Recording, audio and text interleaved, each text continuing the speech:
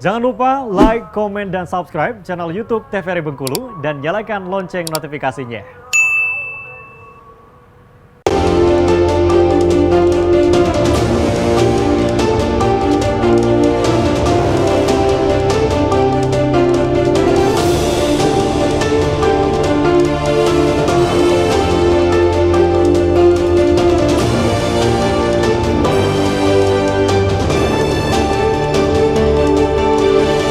Terima kasih pemirsa TVRI Bengkulu, Anda kembali menyaksikan Berendo, tentunya dalam tema kita kali ini bersama melawan narkoba wujudkan Bengkulu bersinar.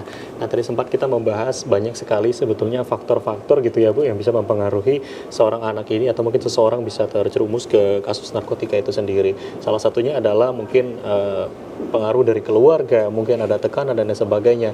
Nah, kalau bicara soal faktor lain, faktor apa saja sebetulnya Bu yang bisa mempengaruhi? Sebenarnya faktor yang paling berat itu adalah faktor lingkungan. Iya.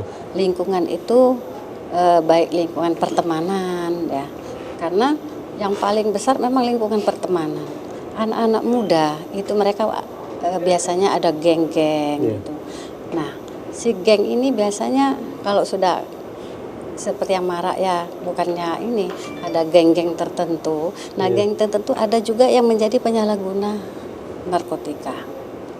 Biasanya kalau sudah ada geng penyalahguna narkotika, dia akan merekrut, mengajak teman-temannya untuk bisa bergabung. Nah, biasanya kalau yang dia sudah berteman, tuh diajak dia agak ogah-ogahan, biasanya itu akan dikucilkan. Nah, seorang anak remaja biasanya kalau dikucilkan dia akan minder ya. Nah, akhirnya dengan terpaksa dia ikut ke sana. Ikut tadi dengan cara coba-coba, tadi yang seperti dikatakan oleh Bayu, dia ikut coba-coba dulu pertama emang sama gengnya mungkin dikasih gratis, ya udah coba. Kedua dikasih gratis, coba. Lama-lama dia udah kecanduan. Nah, kalau sudah kecanduan akhirnya ketergantungan. Nah, ini yang membuat remaja itu menjadi putus sekolah dan segala macam. Nah, kalau sudah begini, kita selaku orang tua maupun masyarakat di sekitarnya, kita sebenarnya tidak boleh berdiam diri. Kalau memang ada keluarga kita yang sudah terlanjur menjadi penyalahguna narkotika, ayo sih kita bersama-sama keluarga nggak usah takut. Bagaimana caranya kita dampingi anak ini, kita bujuk supaya dia mau direhabilitasi. Karena salah satu jalan untuk memulihkan pengguna narkoba itu dengan cara rehabilitasi. Nah, mungkin waktu rehabilitasi itu bukan sembuh, tapi pulih. Tapi dengan adanya kita rehabilitasi, biasanya di dalam rehabilitasi itu banyak tuntunan-tuntunan yang positif yang akan diberikan pada si anak. Nah, biasanya dengan rehabilitasi ada juga kesadaran bagi anak, oh ini bagus, oh ini akhirnya yang malas jadi disiplin, oh ini yang agamanya kemarin agak kurang kuat, dengan rehabilitasi mungkin agamanya bisa dikuatkan. Dan banyak juga residen kita yang pulih bagus dan begitu keluar dia diterima di masyarakat, dia melamar kerja bisa kerja, dan yang punya usaha dia juga bisa usaha. Nah, itu juga tergantung sama diri residennya itu. Kalau memang dia punya niat dalam hatinya setelah direhabilitasi, saya bertekad bahwa saya akan sembuh dan saya akan pulih, saya akan bergabung dengan masyarakat kembali, itu insya Allah bisa dibina dan bisa diterima di masyarakat. Artinya selain bagaimana diri sendiri kita atas kemauan dan juga keinginan kita yang kuat, tetapi juga dukungan dari keluarga ini penting gitu ya Bu. Jangan sampai ketika seorang residen ini gitu ya terkena, justru keluarga yang mengucilkan, keluarga yang menghindari gitu ya. Tidak ada dukungan dari keluarga ataupun orang-orang sekitar. Ya akhirnya malah makin terjerumus ke arah yang lebih negatif. Oke. Nah, kalau dari Bu Linda sendiri seperti apa nih menyikapi mungkin ada orang tua yang anaknya gitu ya sudah menjadi seorang residen, tapi orang tua ini sendiri justru yang mengucilkan atau justru tidak ada mendukung ke anak tersebut, ini seperti apa?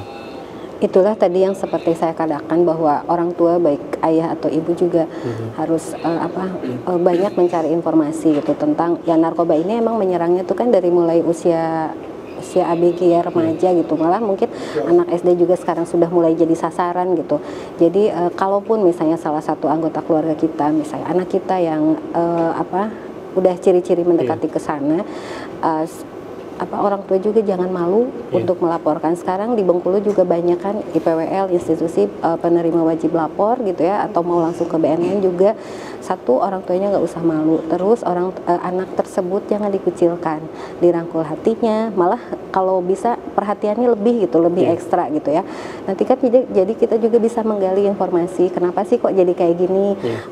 Terus orang tuanya juga harus introspeksi gitu, apa sih yang salah saya dalam mendidik anak tersebut gitu, apakah terlalu keras, terlalu mengekang, atau terlalu memanja. Apa yang anak mau semuanya dipenuhi, mungkin perhatiannya kurang gitu, orang tua yang sibuk bekerja di luar rumah gitu ya. Jadi salah satunya juga itu, apapun fasilitas semuanya dipenuhi gitu. Itu juga salah satu, mungkin orang tuanya juga harus introspeksi, dan orang tua tersebut, ayah ibu juga harus bersinergi gitu untuk kalau anaknya terdampak dia masih kategori sebagai pengguna gitu. Jadi harus bersinergi, gimana caranya anak ini sehat, kita nggak bisa men-treatment sendiri, ya salah satunya lapor ke BNN, ke IPWL gitu. Ya, artinya orang tua jangan malu gitu ya, ketika mungkin anaknya ini menjadi seorang residen. Jadi cepat-cepat kita untuk melapor dan juga memberikan solusi. Itu tadi salah satunya adalah direhabilitasi. Betul. Nah, Mas Bayu tadi sempat cerita juga ini bukan kali pertama gitu direhabilitasi gitu ya. Sebelumnya juga sudah beberapa kali direhabilitasi. Ini seperti apa sehingga akhirnya setelah direhabilitasi kembali lagi gitu untuk bisa terjebak ini? Faktornya seperti apa nih Mas Bayu? Nah, faktornya pertama itu ya bisa jadi yang dikatakan sama Ibu Ida tadi, itu faktor dari lingkungan.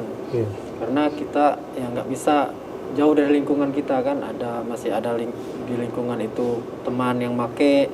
Awalnya kita memang udah pulih, udah nggak mau lagi kan, tapi lama-lama kalau sekali kita diajak teman, kita bisa menolak, 2 kali bisa menolak. Nah, yang ketiga kalinya mungkin nggak bisa menolak lagi, pakai lagi. Nah, dari pakai yang pertama itu ya pakai lagi terus menerus, jadi kecanduan lagi. Balik lagi ke nol pastinya kita. Harus rehab lagi. Nah, terus sekarang atas dasar keinginan sendiri gitu ya, untuk bisa dilakukan rehabilitasi. Kalau dari keluarga sendiri dukungannya seperti apa nih Mas? Kalau dari keluarga, alhamdulillah keluarga saya sangat mendukung untuk perubahan saya untuk direhab, karena ya dampak buruknya bagi mereka itu banyak gara-gara pengaruh saya memakai narkoba tadi. Berdampak sama orang tua, berdampak sama adik, berdampak sama kakak. Jadi namanya keluarga harmonis itu jauh gara-gara saya sendiri. Sehingga akhirnya menyadari hal itu gitu ya, untuk bisa dilakukan rehabilitasi atas dasar keinginan sendiri. Dan sejauh ini sudah berapa lama untuk di BNN Provinsi? Untuk di BNN Provinsi, alhamdulillah udah 1 bulan 3 hari. 1 bulan 3 hari. Yang Mas Bayu rasakan nih seperti apa nih sekarang kondisi hari ini gitu? Alhamdulillah setelah menjalani program di BNN Bengkulu ini banyak perubahan. Ya, yang pertama di masalah religi kan, itu sholat alhamdulillah 5 waktu. Alhamdulillah. Terus puasa sunnah yang muslim itu bisa kita katakan diwajibkan puasa itu Senin Kamis. Selama ini di luar nggak pernah namanya puasa kan, di sana kita puasa.